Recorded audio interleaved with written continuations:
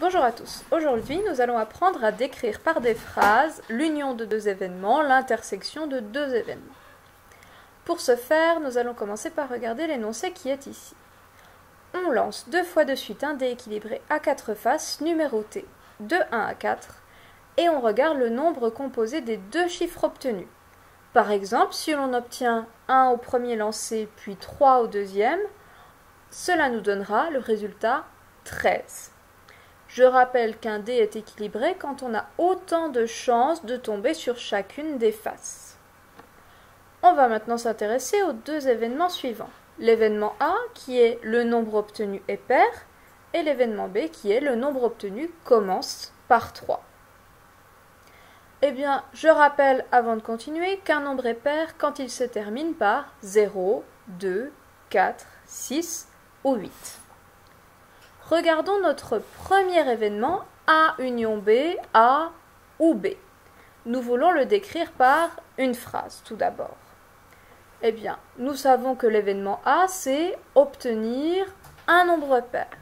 Donc, comme c'est A ou B, déjà c'est A. Donc, A ou B, c'est obtenir un nombre pair, ou bien B, c'est-à-dire ou bien obtenir un nombre commençant par 3. Nous devons ensuite donner les éléments qui composent cet événement. Pour cela, il est important de construire un arbre pour avoir une vision globale de tous les résultats possibles. Il y en a un ici qui décrit cette expérience. Pour le premier lancer, nous avons 4 choix. 1, 2, 3 ou 4. Et puis pour le second, eh bien, si on a obtenu 1 au premier lancer, au deuxième, nous avons encore 4 choix. 1, 2, 3, 4. Et même chose, si nous avons obtenu 2 au premier lancer, il y a encore 4 choix au deuxième lancer. Même chose si l'on a obtenu 3 au premier lancer. Et même chose si l'on a obtenu 4 au premier lancer. Eh bien ici, on veut voir le fait d'obtenir un nombre pair. Donc regardons tous les nombres pairs. Si on commence par 1, il y a le nombre 12.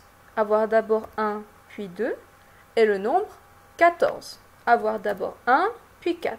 Je rappelle, un nombre pair se termine par 0, 2, 4, 6 ou 8. Donc 11 n'est pas pair puisqu'il finit par 1 et 13 non plus puisqu'il finit par 3. Passons maintenant au deuxième cas. Si le premier nombre tiré est un 2, eh bien il y a deux nombres pairs possibles, 22 et 24. 21 et 23 se terminent par 1 et 3, donc ce ne sont pas des nombres pairs. Si le premier chiffre tiré est un 3, les nombres pairs possibles vont être 32 et 34. Et puis si le premier nombre tiré est 4, les nombres pairs possibles seront 42 et 44. Donc ça c'est pour la partie obtenir un nombre pair. Mais on s'intéresse aussi à la partie obtenir un nombre qui commence par 3. Eh bien les nombres qui commencent par 3, il y en a 4, 31. Il y a aussi 32, mais vous remarquez que 32 est déjà présent dans la liste, donc on ne va pas l'ajouter une deuxième fois. Il y a aussi 33, avoir un 3 au premier lancer et au deuxième. Et enfin 34, mais encore une fois 34 était déjà un nombre pair, donc il était déjà dans la liste.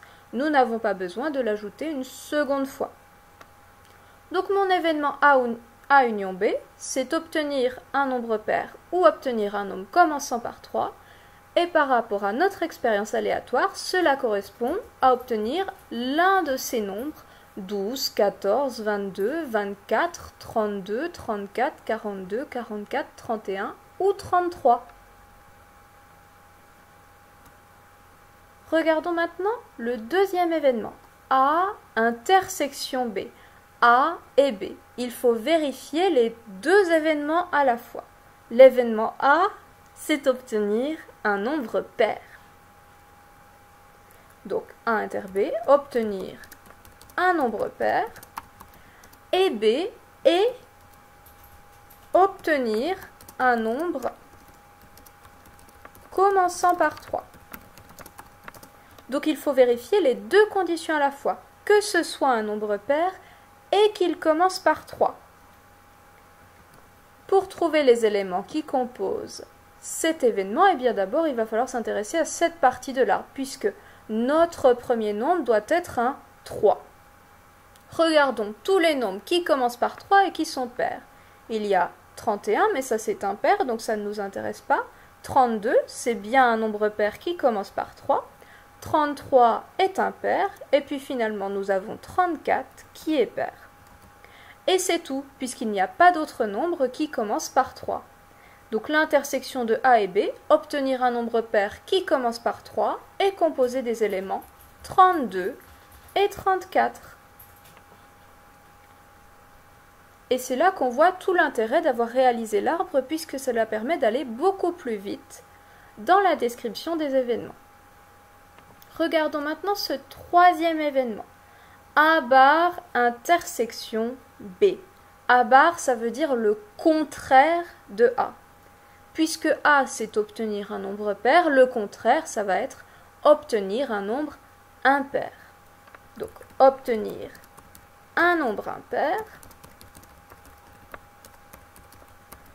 Et B, donc, est obtenir un nombre qui commence par 3. Il faut vérifier les deux conditions à la fois, qu'il soit impair et qu'il commence par 3. Nous l'avons vu avant, les nombres qui commencent par 3 sont situés dans cette zone. On doit tomber sur 3 au premier lancer. Eh bien ici, nous avons d'abord 31, c'est bien un nombre impair qui commence par 3. Ensuite 32, il commence par 3, mais il est pair puisqu'il finit par 2, donc il ne nous intéresse pas. Il y a ensuite 33, qui est bien un nombre impair qui commence par 3. Et enfin 34, encore une fois, ici le nombre commence par 3, mais il finit par 4, donc il n'est pas impair. Ainsi, notre événement A bar inter B, obtenir un nombre impair qui commence par 3, est composé des éléments 31 et 33. Regardons maintenant l'événement suivant. A bar, nous l'avons vu juste avant, c'est l'opposé, c'est l'inverse de l'événement A. C'est son contraire, le contraire d'obtenir un nombre pair, c'est obtenir un nombre impair. Donc regardons cela pour décrire par les éléments qui le composent. On peut commencer par 1, il y a le nombre 11 qui est impair. Ensuite il y a 12 qui est pair, mais par contre 13 est impair. Et c'est fini pour les nombres qui commencent par 1. Regardons maintenant les nombres qui commencent par 2.